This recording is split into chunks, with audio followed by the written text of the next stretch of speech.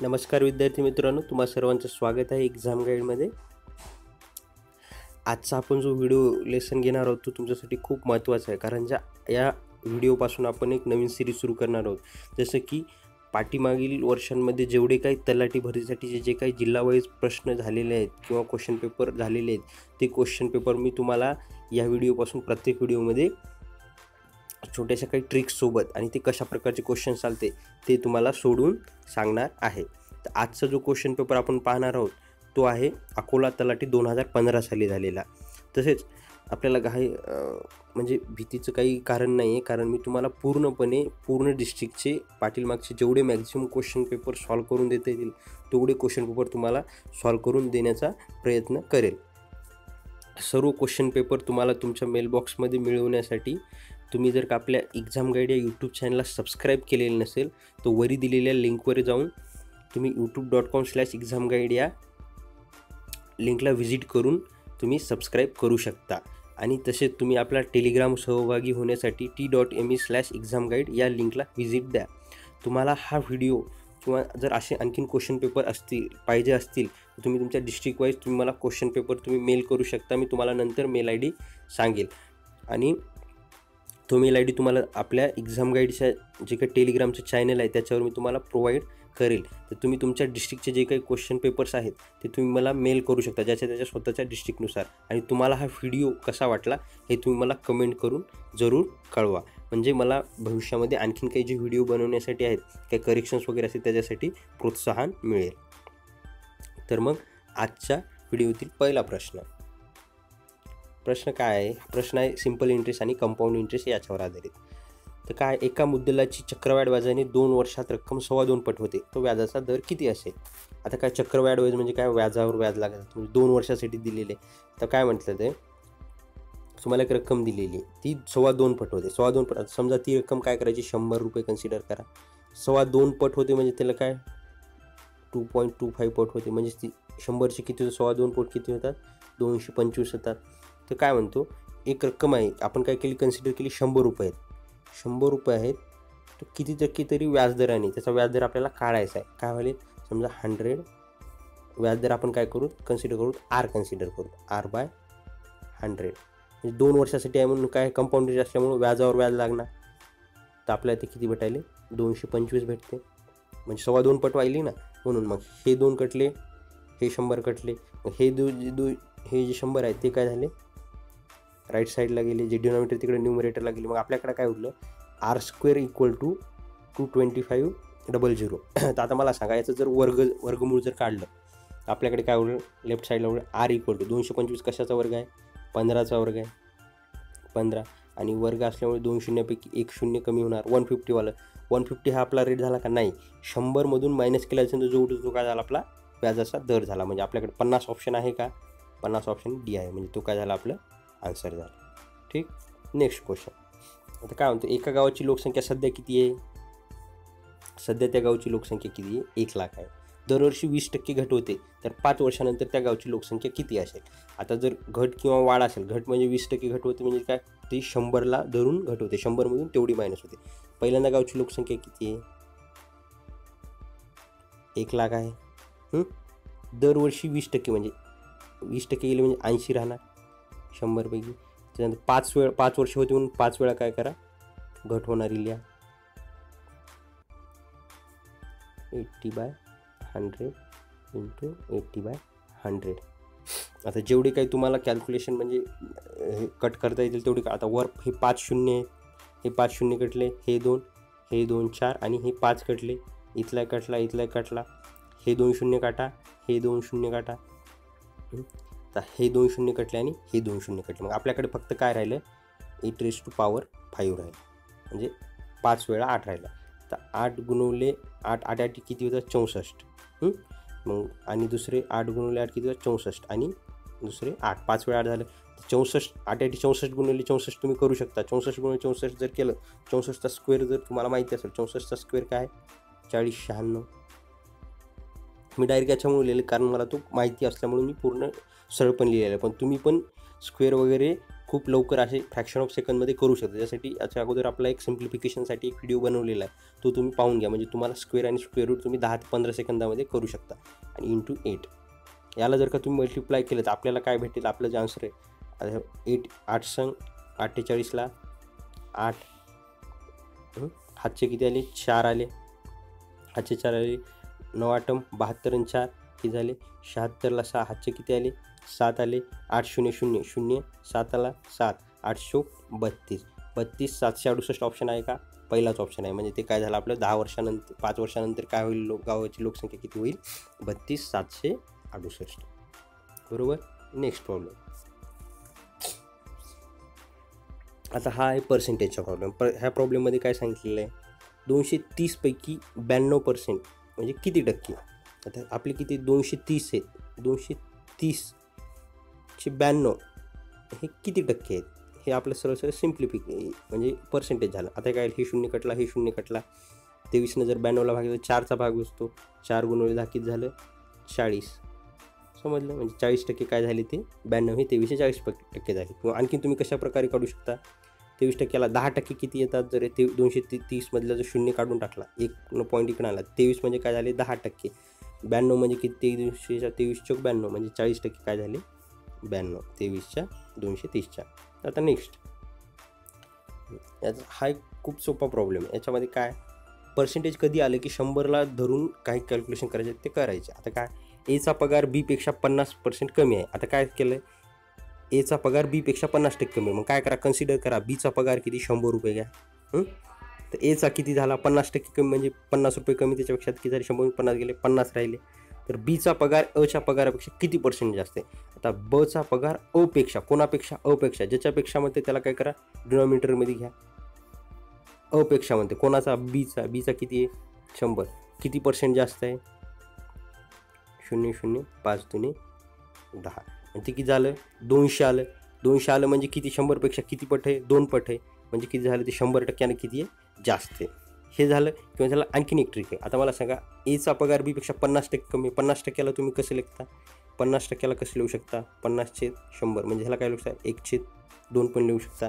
आता पुढे वाचा, बचा पगार हा अपेक्षा किती जास्त आहे. जास्त जर त्यांनी विचारलं तर यावेळेस काय करायचं, जास्त जर विचारलं तर हा जो काही तुमचा फ्रॅक्शन आलेला 1/2 वगैरे तुम्ही पर्सेंटेज एकदा व्यवस्थितपणे जर पाहिलं नसेल तर पाहून घ्या, म्हणजे तुम्हाला फ्रॅक्शनचा यूज कसा करायचा हे समजून जाईल. तर हे 1/2 आहे तर काय करायचं, जास्त म्हणजे जास्त म्हटलं काय करायचं, न्यूमरेटरची जी काय व्हॅल्यू असते ती डिनॉमिनेटरमधून मायनस करायची. 1/2 - 1 किती राहतं 1/1 म्हणजेच काय झालं 1 झालं. 1 म्हणजेच काय झालं आपलं 100%. म्हणजे तुमचा पगार बीपेक्षा किती जास्त आहे 100% जास्त. तुम्ही अशाही पद्धतीनं सोडू शकता. आता नेक्स्ट प्रॉब्लेम. आता काय एक वस्तू आहे, एक वस्तू काय आहे 800 रुपयात खरेदी करून 850 रुपये विकली, तर त्यावर शेकडा नफा किती झाला. नफा म्हणजे काय असते, आपण वस्तू घेतलेली जी काही प्राईस आहे ती काय झाली, आपण ज्या वस्तूला आपण दुकानदाराकडून विकत घेतो ती काय झाली आपली कॉस्ट प्राईस झाली, म्हणजे ती खरेदी किंमत झाली. आणि विक्री किंमत म्हणजे काय सेलिंग प्राईस, म्हणजे ती केवढ्याला विकली. आणि ह्या दोन्हीचा डिफरन्स जे असतो तो काय असतो आपला, तो प्रॉफिट असतो. नंतर प्रॉफिटला जेव्हा आपण कॉस्ट प्राईसशी म्हणजे ज्या घेतलेल्या प्राईसशी कम्पेअर करतो ते काय झालं आपलं, ते जे काही प्रॉफिट किंवा लॉस असेल किंवा त्याचं पर्सेंटेज झालं. आता मला सांग कॉस्ट प्राईस म्हणजे घेतली केवढ्याला आपण 800 रुपयाला, विकली केवढ्याला 850ला, याचा फायदा आपल्याला किती झाला 50 रुपयाचा झाला. पण तो कशावर आपण कॅल्क्युलेट करत असतो, घेतलेल्या प्राईजवर 50/800 गुणवले 100. हे 2 शून्य कटले, हे 2 शून्य कटले, 50/8. आता ह्याला 50ला 8 भाग द्या, 8 45 8 संग 8 4. आता तुम्हाला जर थोडंसं जास्त कॅल्क्युलेशन करायची गरज नाही, जर तुम्ही एवढं जर आयडेंटिफाय केलं की तो ऑप्शन दुसरा 6चा रेंजमधला कोणताच नाही, म्हणजे आपला डेफिनेटली आन्सर काय येणार 6.25. पण तरी पण आपण करून पाहू. 8 संग 48 2 उरले, 0.2ला भाग जात नाही 8नं, 0.2 शून्य दिला किती आले 20, 8 2 16, 4 उरले, 4वर 1 शून्य दिला, 4 पंचे 8 पंचे 40 म्हणजे 6.25 काय झालं आपलं याचं आन्सर झालं. तर आपल्याला किती नफा झाला 6.25%. नेक्स्ट.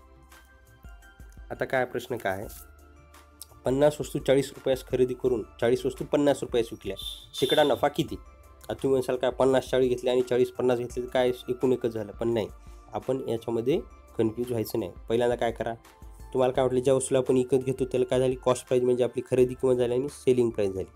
किती वस्तू घेतल्या तुम्ही 50 वस्तू घेतल्या, किंमत किती होती तुमची 40 रुपये. मग तुम्ही नंतर काय केल्या 50 किती वस्तू घेतल्या नंतर 40 वस्तू घेतल्या, केवढ्याला? 50 रुपयाला. आता मला सांगा, तुम्हाला जर याचं कॉस्ट प्राईस, सेलिंग प्राईस वगैरे काढायचं म्हटलं आणि याचं प्रॉफिट काढायचं म्हटलं तर आपल्याला थोडंसं अवघड जातं. मग यावेळेस काय करायचं? पहिल्यांदा काय करायचं, तुम्ही ज्या वस्तू घेतलेल्या आहेत त्या दोन्ही समान करा. वस्तू समान कशा करायच्या? याला 50ने मल्टिप्लाय करा आणि याला 40ने मल्टिप्लाय करा. तुम्हाला काय भेटेल? 5 चोक 20 आणि 2 शून्य जशाला तसे. मग सेम याला पण 40 चोक 16, 2 शून्य. हे पण किती झाले? 4 पंचे 20 आणि ते 2 शून्य आणि 5 5 25 डबल 0. म्हणजे काय झालं, तुमच्या ज्या घेतलेल्या वस्तू आहेत आणि विकलेल्या वस्तू त्या सेम झाल्या आणि तुमची कॉस्ट प्राईस आणि सेलिंग प्राईस काय झाली? सेम झाली. आता 1600 आणि 2500, 1600 आणि 2500तला डिफरन्स किती आहे? ते 400 आणि ते 500 म्हणजे किती झाली? 900. आणि आपण माहिती आहे प्रॉफिट कशावर काढत असतो? कॉस्ट प्राईजवर. कॉस्ट प्राईज काय आपली? 1600. याला सॉल्व केल्याच्यानंतर जे काय आन्सर भेटलं ते काय झालं आपलं?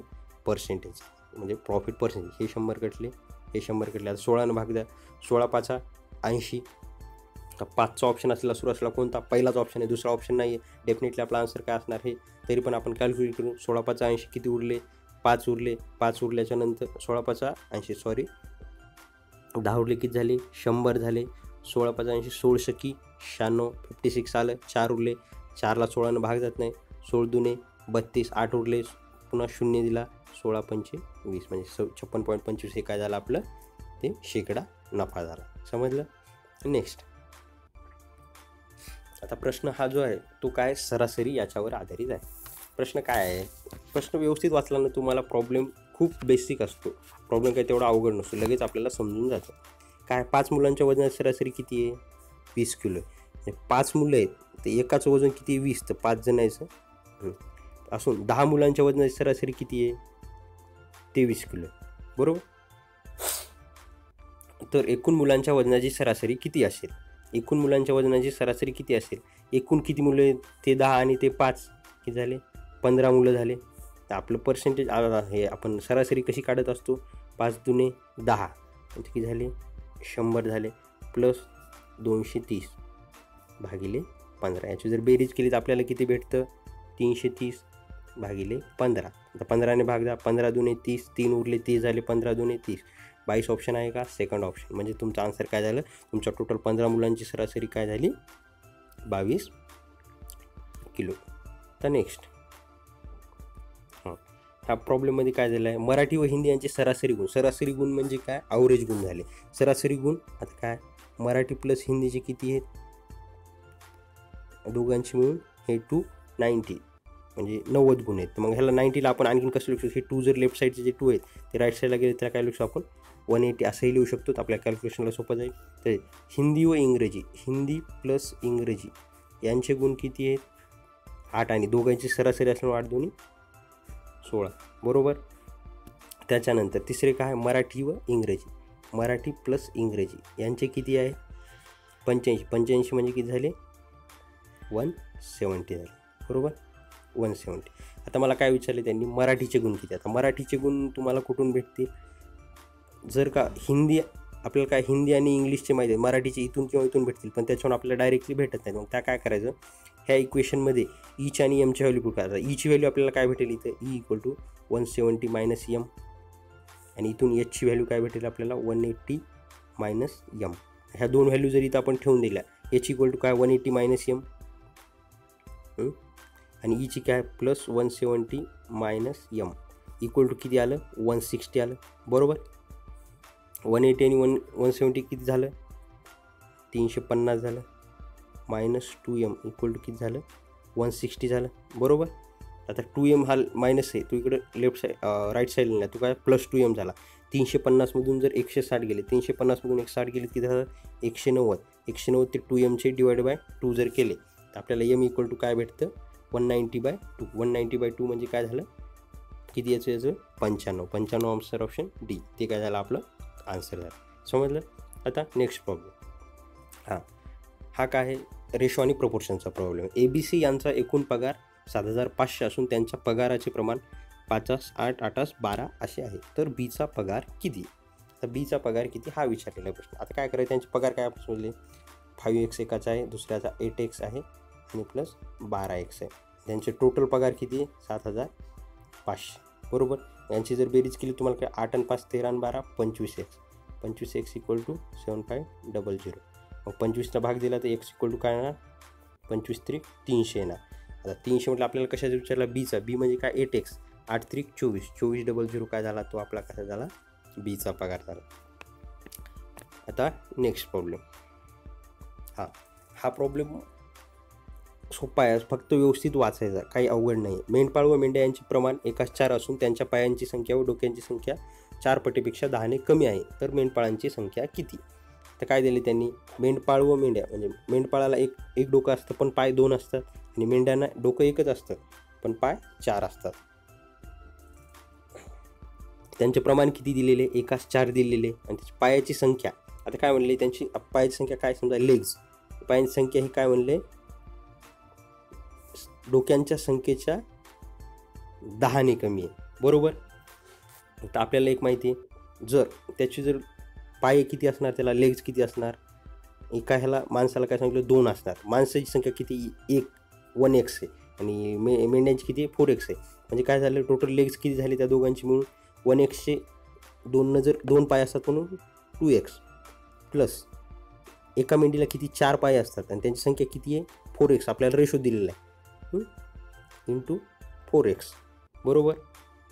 तर काय दिलेले आता हेडची संख्या काय दिलेली आहे, मुंडके किती ना 4 आणि 5 आणि म्हणजे मुंडके टोटल राहणार जेवढे मेंढ्या आणि मेंढपाळ तेवढे मुंडके राहणार 4 आणि 5 म्हणजे किती झाले 4 गुणवले 5x मायनस 10 हे काय झाले 20x मायनस 10. तर याची बेरीज किती आली 16 17 18x आणि ही इकडे 20x मायनस 10 म्हणजे काय झालं 2x इक्वल टू आपल्याला काय भेटणार 10 भेटणार. म्हणजे x इक्वल टू काय भेटणार आपल्याला 5. म्हणजे टोटल तर काय म्हणते मेंढपाळांची संख्या काय 1x आहे. 1x म्हणजे काय झालं 5 काय झाले मेंढपाळाचे. आणि याच्या जागेवर का त्यांनी मेंढ्याची विचारली असली तर मेंढ्याची संख्या किती आली असती 20 आली असती, कारण x गुणवले 4 4 म्हणजे 20, बरोबर. नेक्स्ट तर काय एक 2 अंकी संख्येच्या 1/4 हा त्याच संख्येच्या 1/5पेक्षा 4ने मोठा आहे, तर त्या संख्येच्या अंकातील फरक किती. आता कोणती तरी एक संख्या आहे, ती संख्या काय आहे समजा x आहे. 1/4 त्या संख्येचा 1/4 म्हणजे 1/4 हा त्या संख्येच्या 1/5पेक्षा म्हणजे xच्या 1/5च्या किती कमी आहे 4ने मोठा आहे. म्हणजे दोन्हीचा डिफरन्स किती 4चा आहे. त्याला जर आपण सॉल्व केलं काय करायचं तिरकस 5x minus 4x 5 20 equal to 4. 5x minus 4x किती येतं x इक्वल टू हा 20 इकडे गेला तो किती झाला 80.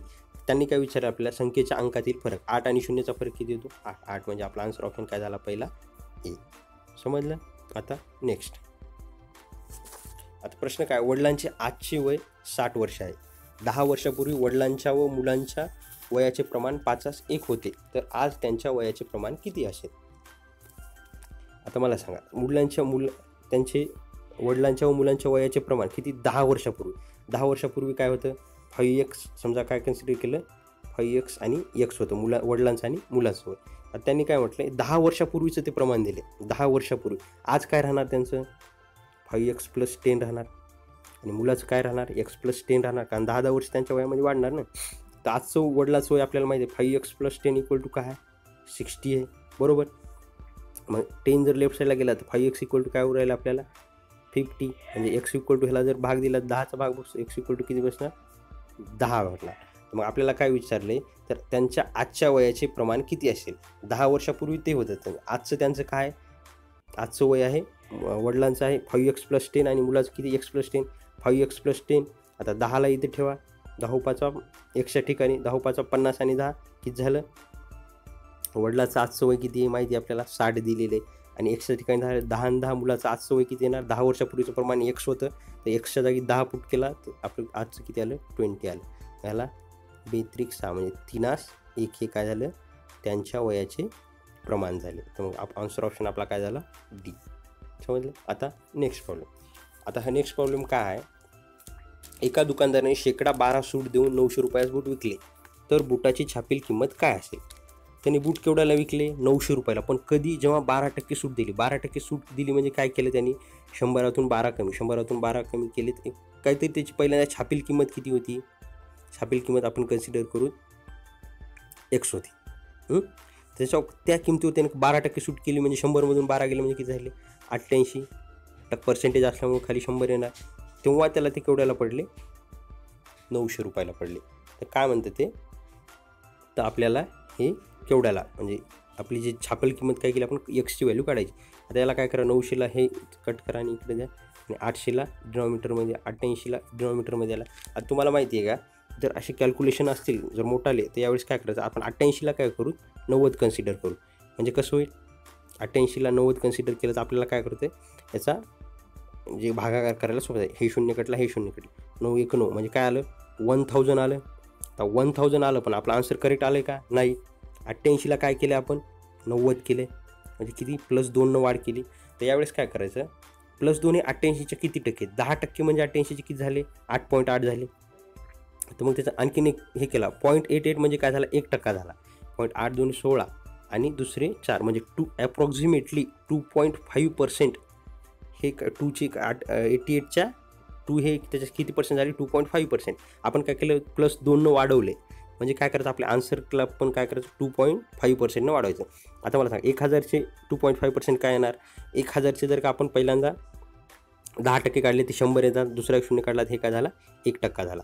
म्हणजे आपल्याला 1000चे 2.5% किती भेटणार 25 भेटणार. मग आपलं अप्रॉक्सिमेटली आपलं आन्सर काय येणार 1025च्या जवळपास येणार. 1025च्या जवळपासचा ऑप्शन कोणता आहे हा एकमेव ऑप्शन आहे. म्हणजे आपला आन्सर ऑप्शन काय झाला डी हा काय झाला आपला आन्सर ऑप्शन. ठीक. नेक्स्ट आता काय एका वर्षाच्या मुदतीनंतर काही रकमेची दशादशे 8 दराने 23,230 रुपये मिळतात तर गुंतवलेली रक्कम किती.